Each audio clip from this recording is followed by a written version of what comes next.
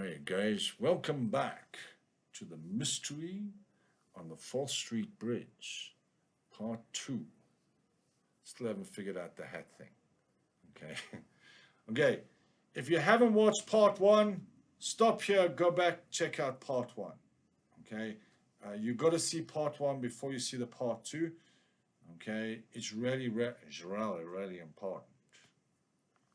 Okay, so we're focusing on what we're calling the crime scene, the point evidence explained, how to use PEE in your writing. Okay, this is part 2. Okay, and here we're focusing on the evidence. Okay, so back to the voice. So you made the accusation. You pointed the finger at the writer. You said they were guilty of sibilance or macabre similes. Nice work, kid. But in this town, an accusation is just a story. And stories don't win cases in the 9-9-3 exam. To make the charge stick, you need fingerprints. You need cold, hard evidence. Most rookies make a mess here. They find a lead and try to haul the whole sidewalk into the lab. They quote 3 or 4 or 5 lines of text, hoping the examiner will find the proof for them. That's not being a detective. That's being a delivery driver. The examiner doesn't want the whole body. They want the DNA. They want the smoking thing. Words. I can't say the other word in YouTube. Short, sharp, and undeniable. Tonight we're going back to the 4th Street Bridge. We're going to learn how to pick the prints that prove the crime without contaminating the scene. Dust off your kit. It's time to find the fingerprints. Okay, so in each of the videos, I'm going to read through the text. Again, I urge you, pause. Go through the text, look for those structural devices and language devices. In last week's video, we did show you some of the structural devices and language devices in the text.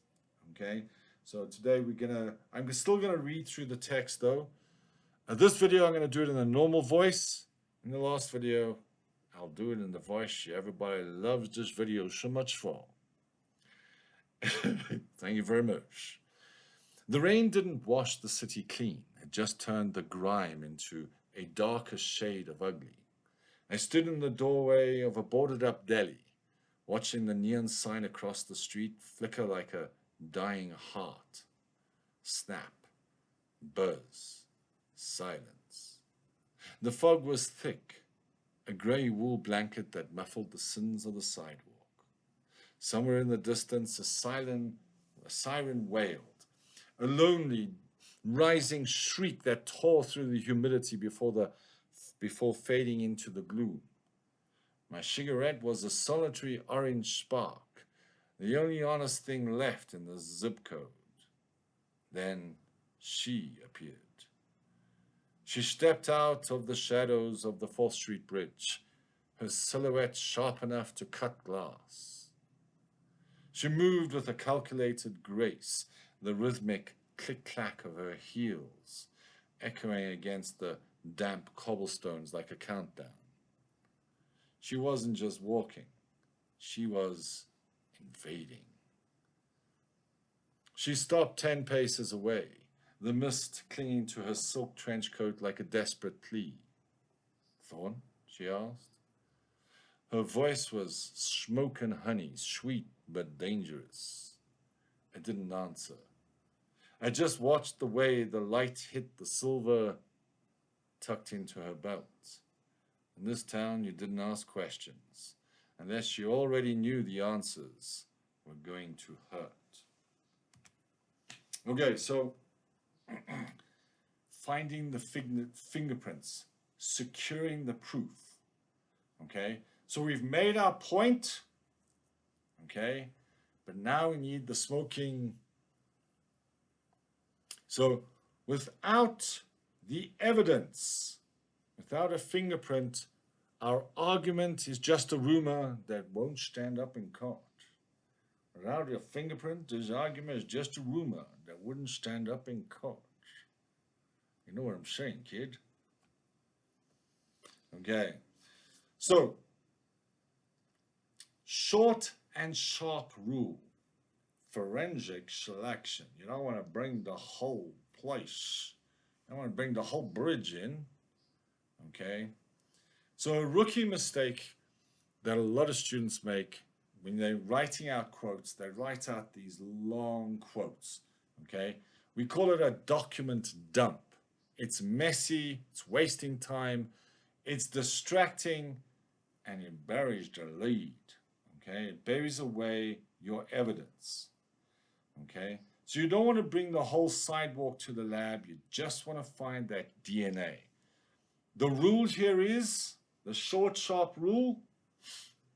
If your quote is longer than 5 or 6 words, you're taking too much. Okay? It's going to have a massive impact on how you write. So pick only the words that prove your accusation, that prove your point, that show it's a simile, that show it's a sibilance. Okay? Next. Embedding evidence. Okay? This is something that is expected at AS level. In GCSE, we don't really expect you to embed your evidence. At AS level, we do. So your evidence should flow into your sentence smoothly so the examiner doesn't even feel the transition. We call this embedding the evidence, okay, or the handshake formula. Your analysis, the fingerprint, the effect and impact on the reader. So instead of saying the writer uses a simile like, flicker like a dying heart, okay, embed your evidence into your sentence. Doesn't always work, but it does take, and with practice, it gets easier. The narrator, and remember we spoke about this in previous videos in the series, okay, that language that you use is going to impress the examiner. Embedding your evidence is going to further develop that idea. The narrator observes the neon sign flicker like a dying heart, immediately establishing a sense of terminal urban decay. Point, evidence, explain. Okay, so here that evidence is neatly embedded into the sentence. Takes practice, okay, give it a try. Not going to work every single time. So we've looked at the point, evidence, so point, the accusation. So you're saying the writer did this. The writer used sibilance to create a sinister whispering tone. Your evidence, this is the fingerprints. Okay. So the writer's use of sibilance, okay, creating that sinister whispering tone, sins of the sidewalk and silhouette sharp. So notice, okay, and we didn't take the whole sentence about the bridge. We just took those important parts of the sibilance, sins of the sidewalk, or you don't have to, but and silhouette sharp. Okay, so be precise and try and embed those quotes in your writing. When you're looking at your evidence, you need to consider to yourself, is it relevant?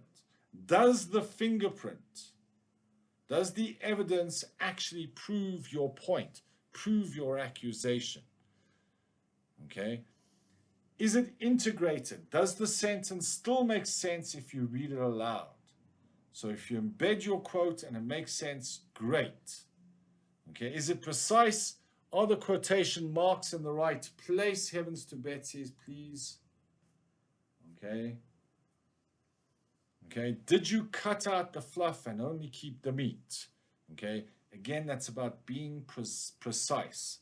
So when you're pointing and evidencing, think to yourself, is this evidence relevant? Have I integrated it? Is it precise? And does it say enough? Okay. the rookie versus the pro. Okay, a point without proof is just a rumor. You're not going to get marks for a rumor. Okay, your goal, what we're getting to next in our next video, is you're getting the DNA of the text, those specific words or phrases. Okay, you're not trying to include the entire story, you're just taking the main ideas. The rookie mistake, they do what we call a document dump. They try to quote the whole sentence, slows down the writer, it's clunky, and what you're trying to say gets lost in the fog. Okay, a true pro detective like you guys, you're going to embed your quotes. Okay, and if your quote is longer than a handful of words, you're probably carrying too much weight. Keep it lean, keep it clean. The quote should fit your sentence like a glove. Here's an example from the text that you guys studied at the beginning of the video. A rookie would say something like, the neon sign across the street flickers like a dying heart.